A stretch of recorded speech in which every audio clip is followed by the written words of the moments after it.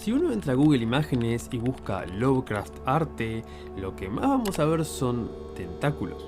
Por alguna razón, lo que más nos ha quedado de uno de los autores de horror más creativos de la primera mitad del siglo XX son tentáculos. Mi primera lectura de Lovecraft fue Los gatos de Ultar, y hoy en día, viéndolo en perspectiva, creo que fue una situación bastante fortuita por varias razones. En primer lugar, es una lectura breve y que está buena para dar una probadita al autor y saber si nos interesa seguir indagando en su trabajo. Segundo, porque es probablemente una de sus escrituras mejor logradas, que no solo se cuida de no volverse densa y extremadamente descriptiva como le va a pasar más adelante, sino que realmente da forma a una prosa muy atractiva, lo cual es muy amigable con el lector. Y tercero, porque reúne muchos de los elementos de la literatura Lovecraftiana sin ser radicalmente Lovecraftiano. En Los gatos de Ultar no hay alienígenas ancestrales, ni cultos malignos, ni ciudades perdidas o misterios arqueológicos, ni mucho de su racismo habitual, y aún así adopta ese sello tan característico del autor respecto al misterio, lo desconocido y las distintas fuerzas a las que el hombre es capaz de acudir y que escapan a nuestra comprensión de lo común. Lovecraft estaba sumamente orgulloso de este cuento. Era uno de sus favoritos, si no su favorito dentro de su propia obra, y es un cuento que no está dentro de los mitos de Cthulhu.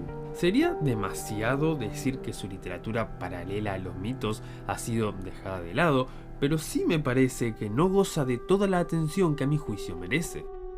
En especial porque es allí donde se encuentran algunos de sus textos más valiosos, según como yo lo veo. Los mitos de Cthulhu son impresionantes y son testimonio de una imaginación sumamente fértil y creativa. Pero también lo son muchos de sus otros trabajos, y pienso que también merecen ese trato.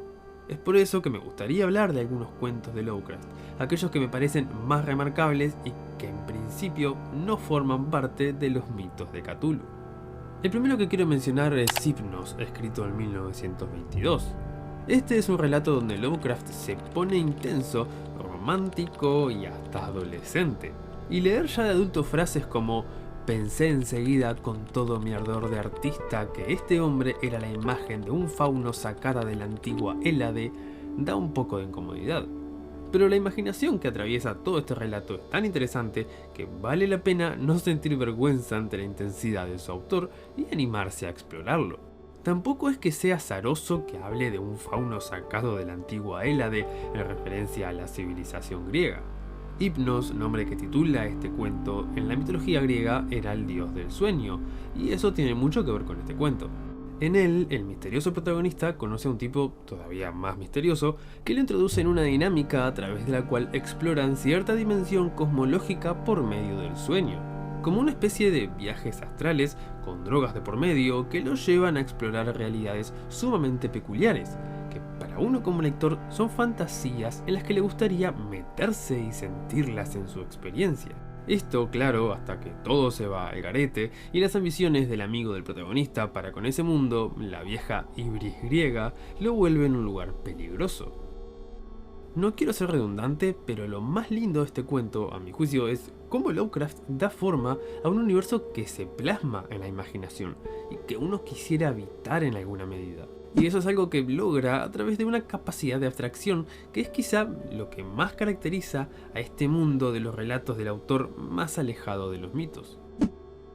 Otro cuento muy interesante es El intruso, o conocido también como El extraño, de 1921. Cuenta la historia de un mago que un día en su bosque encantado lloró, porque a pesar de... no, eso no era. Cuenta la historia de un sujeto con apenas resabios de memoria y sin saber mucho de por qué está donde está. Un oscuro y lúgubre castillo donde no penetra la luz del sol.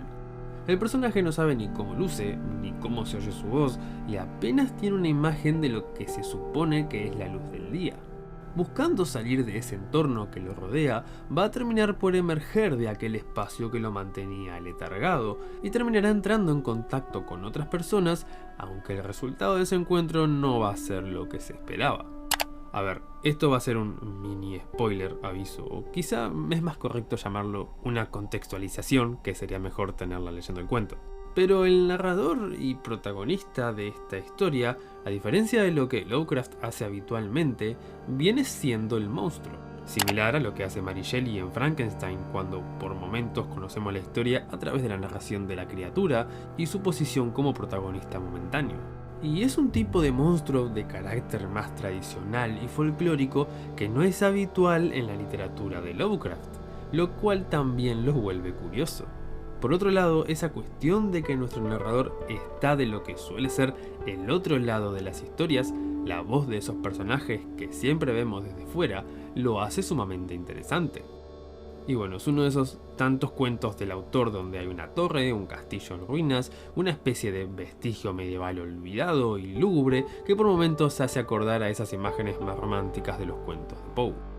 Y otro texto de Lovecraft donde tenemos un castillo y un legado medieval olvidado es El alquimista, escrito en 1908. El autor dio forma a este cuento cuando era muy jovencito. Por un lado me parece increíble porque es un texto excelente. Por otro, un poco se hace evidente el perfil juvenil del relato, porque es probablemente su trabajo más romántico. Es el arquetipo de toda esta estética oscura de los castillos, los viejos linajes, las leyendas, etc. Y es muy importante destacar la enorme carga autobiográfica que hasta cierto punto hay en este texto.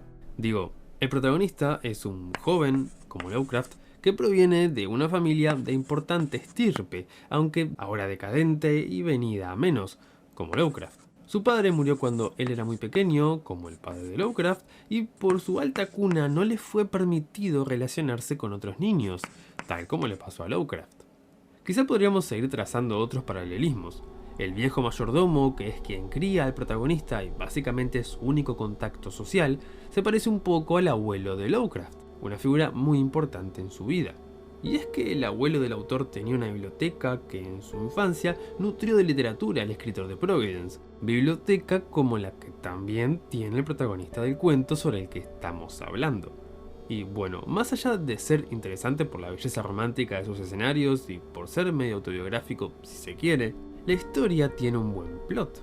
Es como que todo el trayecto que uno hace a lo largo de las páginas tiene la recompensa de descubrir que algo quizá no era como lo imaginábamos. En una historia que culmina en el momento donde por un lado sucede un descubrimiento que nos hace querer saber qué pasa después, pero que al mismo tiempo resuelve el nudo principal, haciendo que ya no quede historia por contar. Honestamente, es un muy buen cuento.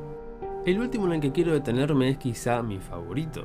Me refiero a Polaris, escrito en 1918.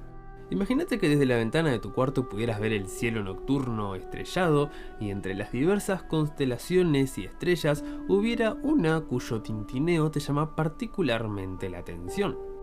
Esa es la situación del protagonista de esta historia, al cual el parpadear de la estrella Polaris le transmite cierta malignidad y no lo deja dormir. Solo concilia el sueño durante las noches nubladas, y esas noches sueña con una ciudad de mármol llamada Olatoe, sobre la cual brilla la estrella Polaris. Los sueños son cada noche más vívidos, hasta que en cierto momento el protagonista parece efectivamente estar en aquella ciudad, ser parte de sus habitantes, conocer a las personas que viven allí. De hecho, la ciudad de Olatoe está al borde de una invasión, y al protagonista se le encarga una tarea vital para la defensa de la ciudad marmórea. Si me preguntan a mí, este cuento es uno de los escenarios de fantasía más lindos y enigmáticos que me ha tocado ver o leer. La cantidad de cosas que podrían salir de esta historia es impresionante.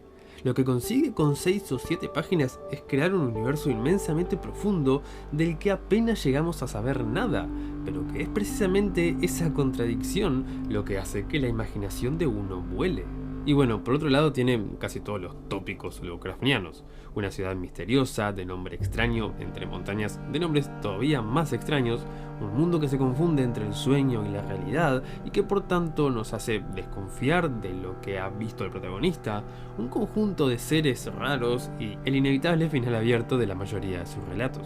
Y bueno, la selección va a quedar por ahí porque en algún punto tiene que terminar. Pero hay más cuentos y relatos para explorar la literatura lovecraftiana por fuera de los mitos, aunque a veces uno duda de hasta qué punto todo lo que escribe no pertenece a ese mismo universo de horror cósmico. En cualquier caso, pienso que lo mejor es simplemente leerlo y disfrutarlo o no disfrutarlo, sin preocuparse demasiado por las categorías, el lore y demás aspectos que, aparte, en muchos casos no son obra del propio H.P. Lovecraft, sino de todo lo que desde su tiempo se ha hecho con su literatura y de cómo su universo se ha expandido más allá de las letras del autor. Si buscas en YouTube cómo empezar a leer Lovecraft, vas a encontrar un montón de guías y consejos diciéndote cómo es preferible introducirse en su obra. Mi mensaje final sería: no seas cagón y empezá por donde vos quieras.